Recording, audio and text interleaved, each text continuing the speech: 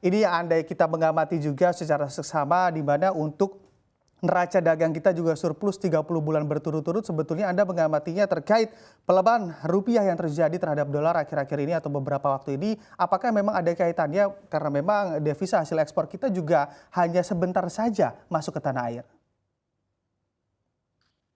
I think if your question is apakah IDR yang melemah ini membantu? Of course it does. Jadi cost of production kita versus US dollarized price of goods itu akan menurun sehingga kita jauh lebih kompetitif.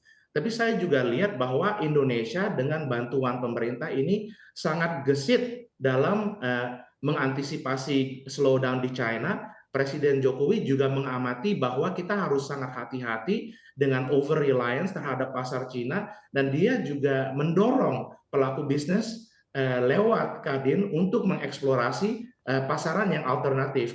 Oleh karena itu, saya rasa ekspor dari komoditas Indonesia tetap kuat dan lancar, Pak Bram.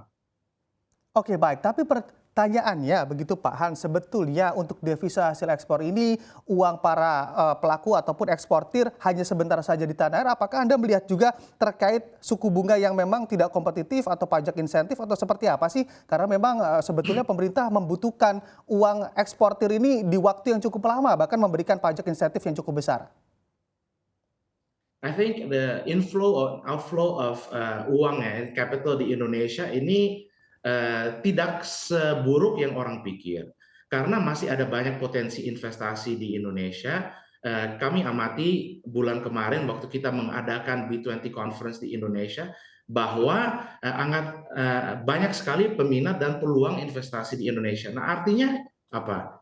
Capital yang diraih dari kegiatan bisnis itu tetap disimpan di onshore karena ada banyak peluang dalam short term ini yang harus dieksploitasi. Nah, kalau capitalnya di luar negeri untuk memasukkan lagi kan ada cost dan fee-nya. Jadi saya percaya bahwa dengan kebijakan pemerintah Indonesia, outflow dari capital yang Pak Bram sebut tadi itu bisa diminimalisir. Oke, baik. Tapi kalau dari kacamata para pelaku usaha, sebetulnya instrumen apa sih Pak Ans yang menarik memang di kondisi saat ini? Maksudnya instrumen uang, Pak Bram. Betul. Instrumen untuk menyimpan DHE-nya, Pak Hans. Oke, so I think kalau kita melihat aktivitas capital markets ya, tentu saja ini ada beberapa instrumen yang akhir-akhir ini menjadi menarik. But for me personally ya, saya lihat bahwa corporate bonds di Indonesia yang dari perusahaan blue chip ini sangat menarik karena em, kupon yang diberikan itu sangat tinggi dan resikonya masih relatif rendah. Jadi versus instrumen finansial yang lain, saya rasa corporate bond di Indonesia boleh dievaluasi oleh yang berminat untuk menyimpan kapitalnya di Indonesia tapi tetap ingin mendapat return yang atraktif. Oke, baik. Tapi menurut Anda, Pak Hans, sebetulnya kepatuhan para eksportir ini untuk DHE seberapa besar sih saat ini? Itu pertanyaan yang cukup kompleks ya, Pak Bram. Kepatuhan itu tentu saja tidak bisa dipisahkan dari langkah-langkah pemerintah untuk melakukan market compliance. Nah, saya lihat bahwa market compliance di Indonesia yang di-exercise oleh aparat yang terkait ini masih cukup lemah. Jadi kepatuhannya ini driven by business needs, bukan oleh compliance needs. Jadi kalau dibilang skornya berapa out of 10, mungkin saya bilang kepatuhannya masih 6 out of 10, Pak Bram. Oke, dengan kepatuhan yang masih rendah, sebetulnya apa sih yang diharapkan oleh para pelaku usaha, khususnya eksportir, Pak Hans? I think yang terutama yang kita selalu dengar dari eksportir-eksportir, apa yang diperlukan di Indonesia adalah friendly regulatory regime. Jadi kita masih lihat the ease of doing business di Indonesia ini masih cukup susah.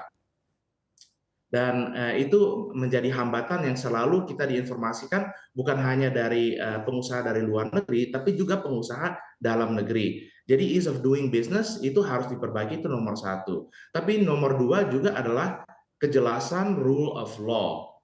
Jadi contohnya, waktu di China ada default dari perusahaan real estate yang besar-besaran, PE firm itu bisa mengandalkan bahwa law akan di-exercise dan mereka bisa melikuidasi aset yang menjadi agunan untuk PE loan yang diberikan. Nah, di Indonesia masih ada diragukan rule of law-nya, terutama waktu itu terkait dengan corporate credit, apalagi corporate credit yang diberikan kepada grup-grup atau perusahaan yang mempunyai link-link tertentu yang cukup kuat kepada orang-orang yang bisa menginfluence outcome dari pemerintahan kebijakannya atau dari court of law.